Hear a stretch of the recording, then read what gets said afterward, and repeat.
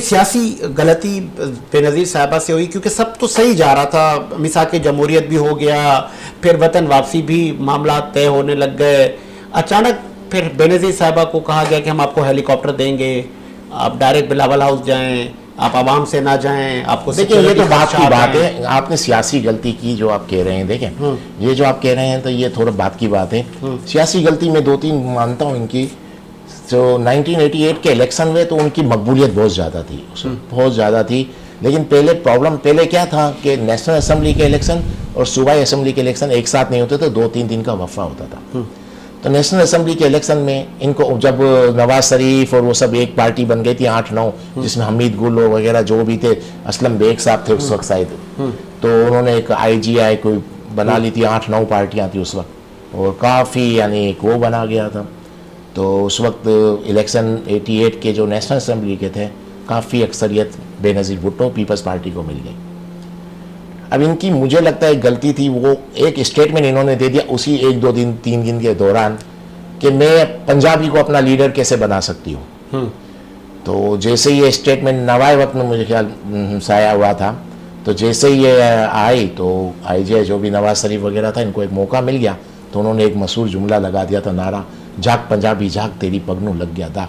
अच्छा। और इसी वजह से इनको बाद में सूबाई असेंबली में इनको अक्सरियत नहीं मिली और उस वक्त चीफ मिनिस्टर वहाँ के नवाज शरीफ बन गए।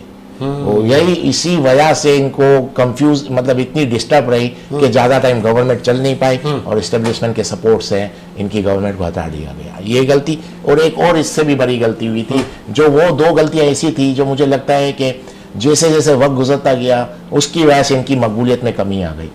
इसके बाद में 88 या 89 के अंदर एक सार्क कॉन्फ्रेंस हुई थी इस्लामाबाद में, जब राजीव गांधी आए हुए थे।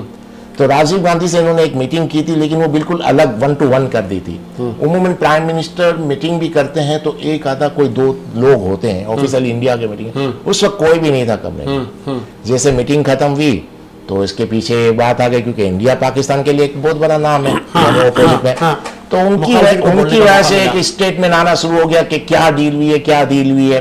और उसके कुछ अर्से बाद उस वक्त मेरे ख्याल में वजीर दाखिला एतजाज हसन थे, वो दिल्ली गए और जैसे वहां पहुंचे उसके 1 या 2 दिन बाद जो सिख खालिस्तान की जो सिक्योरिटी के इल्जाम लगे थे, उनको पकड़ना शुरू कर दिया और उनको सबको अरेस्ट कर लिया गया या मार दिया गया, जो इंडियन फोर्स ने। तो वो भी एक ब्लेम आ गया कि इन्होंने सिख लीडरशिप के नाम, लीडरशिप या सिख की लिस्ट दे दी है, सिखों की जो लीडर थे, और ये खालिस्तान जो तहरीक है उसको तबाह कर दिया गया। लेकिन ये ब्लेम इनके ऊपर आ गया। ये अभी सच है कि झूठ है, इसको हम अलग देते, लेकिन उनके पास कोई ऐसा प्रूफ नहीं था कि हमने नहीं किया, कहीं से तस्दीक हो, कैसे। कातिल कौन कैटेगोरिकली कहा कातिल बेनज़ीर साहबा का? देखिए कातिल का तो आज तक कोई वो पता ही नहीं चला, तो हम कैसे किसी का नाम दे सकते हैं। लोग कहते हैं कि मुशर्रफ का भी, मैंने आपको कहा, मुझे नहीं लगता कि जरदारी साहब इन्वॉल्व हो सकते हैं। जरदारी साहब कैसे इन्वॉल्व हो सकते हैं, क्योंकि उनकी इतनी अप्रोच थी उस वक्त, पाकिस्तान में थे नहीं पहले। वो अपने घर का लॉस कैसे करेंगे? लेकिन नहीं, मैं देखिए जरदारी साहब की सियासत से मुझे काफ़ी इख्तिलाफ है, उसमें कोई दो राय नहीं है, लेकिन ये भी एक रियलिटी है। जब बेनज़ीर भुट्टो का मर्डर हुआ तो पीपल्स पार्टी बिल्कुल जीरो हो जाती अगर जरदारी साहब नहीं होते। जरदारी साहब ने जिस तरह पीपल्स पार्टी को लेकर चले, सर ये कहा जाता है कि जरदारी साहब ने खत्म कर दी पीपल्स पार्टी, सिंध तक महदूद कर ली। सिंध तक महदूद तो पहले ही हो चुकी थी, उसको छोड़े आप। सिंध तक महदूद वो नारे के बाद आस्ते आस्ते माहौल बन गया था, जो मैं बता रहा हूँ। प्रॉब्लम ये थी कि जरदारी साहब अगर नहीं होते तो मुझे पीपल्स पार्टी चलाता कौन, और जिस तरह से संभाला है, जिस तरह से कंट्रोल किया है, उसके बाद 15 साल तक सिंध के अंदर पीपल्स पार्टी की हुकूमत रही। 5 साल वफाक में रहे, 5 साल पाकिस्तान में निकालता। Credit goes to Asif Ali Zardari. Asif Zardari को भी बहुत ही यानी अच्छा दिमाग वाला और मफाद लोगों को चलने की क्वालिटी, नो डाउट। वो किसी तरह भी गिव एंड टेक, भाई आपको क्या चाहिए, मिनिस्टर बनना है दे दिया, आपको ये बनना है मैंने दे दिया, वो एक अलग चीज है। लेकिन सबको लेकर चलना, और पीपल्स पार्टी को अगर किसी ने बेनज़ीर भुट्टो की मौत के बाद बचाया, देखें जुल्फ़िकार अली भुट्टो की मौत के बाद अगर पीपल्स पार्टी को किसी ने बचाया बेनज़ीर भुट्टो ने, और बेनज़ीर भुट्टो की मौत के बाद अगर पीपल्स पार्टी आज जिंदा है वो जरदारी साहब। आगे आपका